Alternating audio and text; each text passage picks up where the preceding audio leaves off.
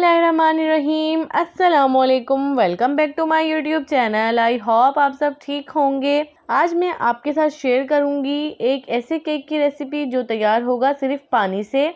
जी हाँ, सही सुना आपने। इस केक को बनाने के लिए ना अंडे चाहिए, ना दूध, ना दही, ना बटर और ना ही घी चाहिए होगा। फिर भी ये केक बहुत ही सॉफ्ट और स्पॉन्जी बनेगा और बिल्कुल लो बजट में घर की चीज़ों से तैयार होगा। अगर घर में अंडे, बटर या दूध नहीं है तो आप फिर भी इस केक को तैयार कर सकते हैं। अगर कस्टमर आपसे एगलेस केक की डिमांड करे तो आपको घबराने की कोई ज़रूरत नहीं है। आप इस केक पर आइसिंग करके सेल भी कर सकते हैं। आज हम केक को पानी से तैयार करेंगे। तमाम बेकरीज में ये केक इस ही प्रोसेस से तैयार होता है और ये केक 10 से 15 दिन तक खराब भी नहीं होता क्योंकि पानी से इसका लाइफ टाइम बढ़ जाता है। तो आइए स्टार्ट करते हैं बहुत ही क्विक और यूनिक सा टी केक बनाना। तो सबसे पहले हमने एक 6x6 का मोल्ड लिया है और अब इसे हम ऑयल से ग्रीस करके इसमें इसके साइज का बटर पेपर लगा देते हैं।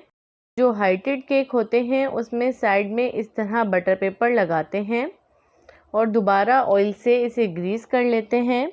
मोल्ड रेडी है। अब आ जाते हैं नेक्स्ट स्टेप की तरफ। सबसे पहले आप एक बाउल लें, उसमें एक स्ट्रेनर रखें और 250 ml वाले कप में मैंने मैदा लिया है जो 180 ग्राम है। अब इस मैदे को आप चम्मच की मदद से अच्छी तरह छानें। मैदा ऐड करने के बाद आप आधा कप आइसिंग शुगर लें, यानी पिसी हुई चीनी, और इसे भी आप अच्छी तरह छान लें। अब आप इसमें शामिल करें 3 टेबल स्पून मिल्क पाउडर। आप चाहें तो एवरीडे मिल्क पाउडर भी यूज़ कर सकते हैं। अब इसमें ऐड करें 1 टेबल स्पून कॉर्नफ्लोर यानी कॉर्न स्टार्च। बेकिंग सोडा और बेकिंग पाउडर आप देख कर लिया करें क्योंकि अक्सर ऐसा होता है कि बेकिंग पाउडर और बेकिंग सोडा आप ज़्यादा क्वांटिटी में ले लेते हैं तो वो एक्सपायर हो जाता है, जिसकी वजह से केक आपका अच्छे से राइज नहीं होता। अब आप इसमें ऐड करें half tea spoon baking soda और इसमें शामिल करें सीक्रेट पाउडर। ये CMC पाउडर कहलाता है। इससे आपका केक बहुत ही अच्छा राइस होता है। ये केक को जालीदार और हाइटेड भी बनाता है। अब इन सब इंग्रेडिएंट्स को आप अच्छे से छान लें। आप चाहें तो CMC पाउडर खुला भी ले सकते हैं। इसे आप एयरटाइट जार में रख लें, ये ख़राब नहीं होता। या फिर आप चाहें तो इसका पैकेट भी ले सकते हैं, पर आपने इसको एयरटाइट ही रखना है वरना आपका पाउडर एक्सपायर भी हो सकता है। अब इन सब इंग्रेडिएंट्स को आपने अच्छी तरह 2 मिनट तक मिक्स करना है। ये स्टेप आपने इग्नोर नहीं करना, ये बहुत ही इम्पोर्टेंट स्टेप है। जितना आप इसे मिक्स करेंगे उतना ही आपका केक हाइटेड भी बनेगा और अच्छा भी बनेगा। सब इंग्रेडिएंट्स को मिक्स करने के बाद आपने इसे 2 से 3 बार अच्छे से छानना है। मैंने 3 बार इसे अच्छे से छान लिया है। ये स्टेप भी आपने इग्नोर नहीं करना। अगर आप अंडों वाला केक भी बना रहे हो तब भी आपने इस स्टेप को फॉलो करना है क्योंकि ये स्टेप बहुत ज़रूरी है। छानना आपने 2 से 3 बार बहुत ज़रूरी है। 3 बार मैंने मैदे को अच्छी तरह से छान लिया था।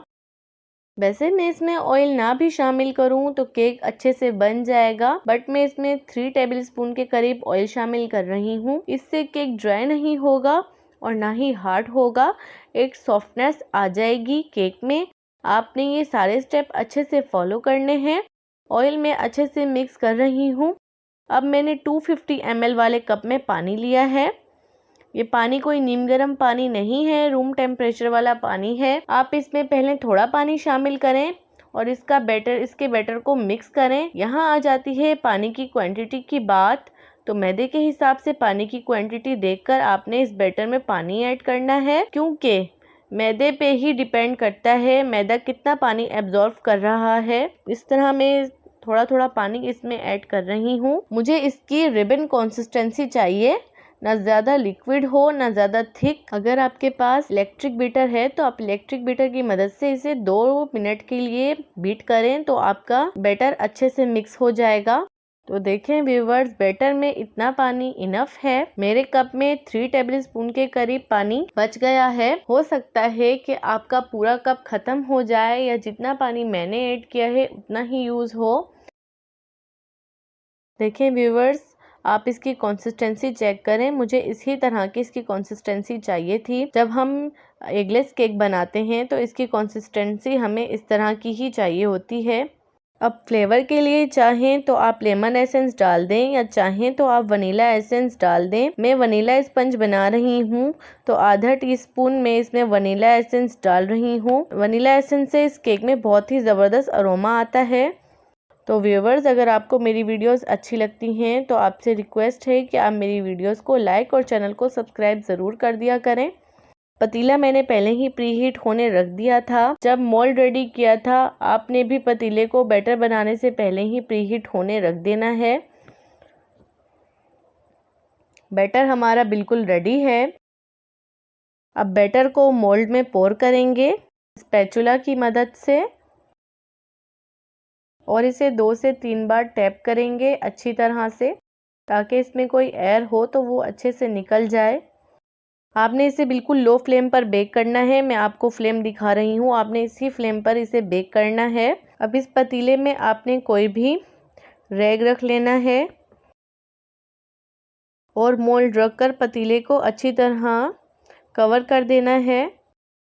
कोई भारी चीज़ रखकर पतीले को आप जितना अच्छी तरह कवर करेंगे केक उतना ही अच्छा आपका राइस होगा।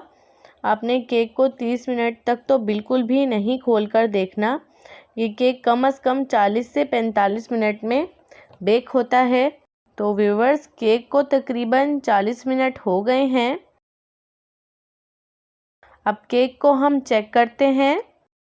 देखिए माशाल्लाह अल्हम्दुलिल्लाह केक पर कितना ज़बरदस्त कलर आया है और स्टिक हमारी बिल्कुल रिमूव आई है। इसका मतलब हमारा केक अच्छे से बेक हो गया है। अब हम इसे पतीले से निकाल लेंगे और आप इसे शेल्फ पर 20 मिनट के लिए छोड़ दें ताकि केक रूम टेम्परेचर पर ठंडा हो जाए।